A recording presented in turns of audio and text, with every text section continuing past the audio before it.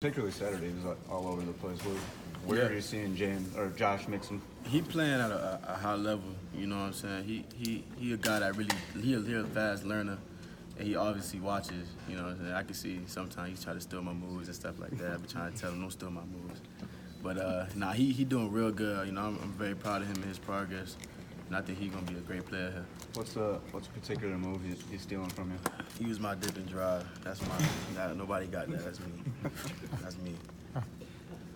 If a running back is coming through the line with his head down, how hard is it to not make some kind of helmet-to-helmet It's contact? hard, you know. I mean, when a person like that, you know, they moving so fast, and this decision is almost instant, you know. And he ducks his head, and I don't have nothing else left to hit, but maybe lower my head lower than his and hurt my neck for him. Nah.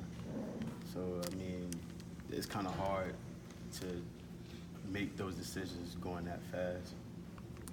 Do you see any consistency with the way they're calling that? Yeah, I mean, they're more trigger happy with it. You know, any sign of a person getting hit and it makes a certain type of sound or their neck goes a certain type of way, they throwing a flag. Devin, has that affected your approach? I mean, do you think about that when you're out there more? Yeah, I mean, if I'm hitting a person and I can get kicked out of the game for that, you know, I'm only hurting my team for trying to win. But you can't scale back when you're playing. Exactly. So what's the, I mean, You just hope you don't do it, honestly. yeah. Devin, SMU's coach said you're one of the best linebackers he's ever seen. What does that mean to you It means a lot. It's a lot of respect given, you know, especially from a head coach. You know, head coaches really don't do that. I'm very proud of that.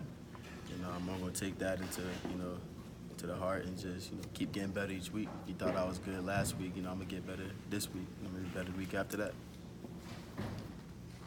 What was the issue when you came off the sideline last week? Did you cramp it? Was it? No, I just got hit in the shoulder. I had like a shoulder stinger, so my shoulder went dead. And yeah, it was nothing major.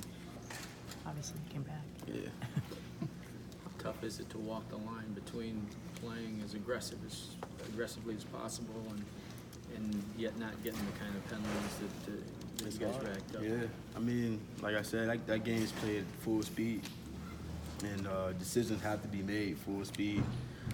And like I said, you just gotta hope, you know, you don't make that penalty or you don't give them a reason to. So it's kind of hard, like, to explain how do you avoid it, you know. When you go over the film and there's 13 penalties, I think 11 on defense. I mean, how? And Jim said you teach, you coach off of that. What can you learn? Because some of them maybe are nitpicky, like you said. Yeah, some, like you said, like some of them are penalties you can't really do too much about. You can't really coach off of that because you know it's not a valid call. Mm-hmm. But the ones that are what they are, you know, you can easily coach off that. Did you think most of them were legit last week? Nah, Were any of them legit? none of them were legit. Did you talk to Khalik after the game? What was he doing? He was just like, I hit him with my shoulder. And when they showed the replay, he did hit him with his shoulder, but I guess he hit him too high with his shoulder. Then that's why they called it. Where is this team right now going into the Big Ten? What's your confidence level?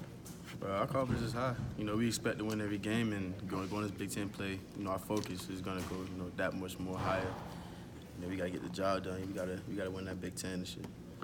Devin, from the defense's standpoint, is it making you guys a little more comfortable seeing the offense? I mean, the offense coming alive a little bit. There's some balance there. Yeah, we feed off their energy. You know, they feed off our energy. And for them to do what they're doing, you know, compared to last year, you know, it's confidence building. You know what I'm saying? It gives you more, all right, you know, they got our backs. What's your perspective from, I mean, seeing the offense led by a guy like Shea run around and make a bunch of plays? I'm happy Shea, you know, is here, and I'm happy Shea is doing what he's doing because he's only making us better, you know, as well as making the offense better.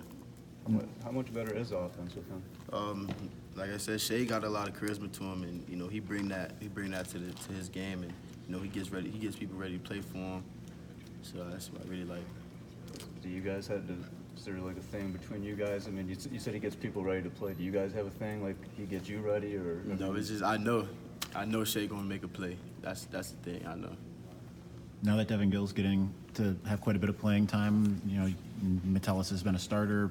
How much did you guys talk about that back, you know, at your old high school, about having this opportunity, and what does it mean to you for all three of you to be major It was a dream. contributors? You know, it all started as a dream since we met each other. You know, I knew Gil way before we got to high school. We met Josh at high school. You know, it's just been a dream, you know, to keep playing with each other. You know, once we won that state title back at high school, you know, it was a dream for us to keep playing, to keep doing what we're doing. And you see Josh make plays like he did, especially, you know, the next play after being, you know, getting that pass interference call. Like, what does that say about his resilience? You know, he bounced back. He battled back. You know, he easily could have went to tank and like, man, they shouldn't have made that call, or dang, I gave him a first down. Next play, you know, he wiped himself off and he made a play. How big was that in terms of momentum? Because it could have been a 14-7 game at Yeah. halftime. SMU gets the ball back, you know, down to one-score game. It was huge, you know, to even score before the half. You know, it's always huge to put up points before the half, you know, because come out, you know, it's a whole nother ball game. Like you said, you know, easily could have been 14-7, but now it's 21-7. Can this be the best defense since you got here? And if so, what do you need to do? What's it need to do to get there?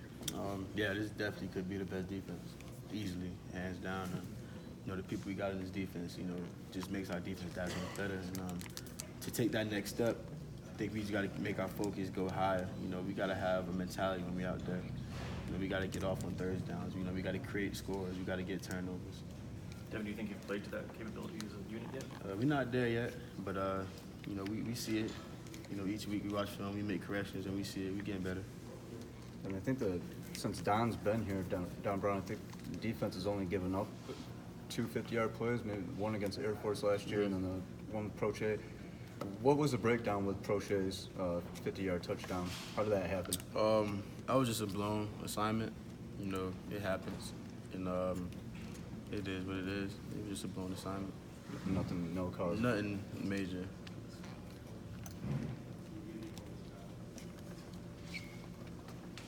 So Don will never, I mean, it's aggressive all the time, right? I mean, he'll never scale that back? Will Don ever scale that back? Nah, he ain't changed for nobody. Even if sometimes it might, Nah, he Okay. don't care. okay. Guys, got anything else for Devin? Have you, Mike said they've only shown about half the offense. I mean, you see in practice, where can this offense go? They got a high ceiling.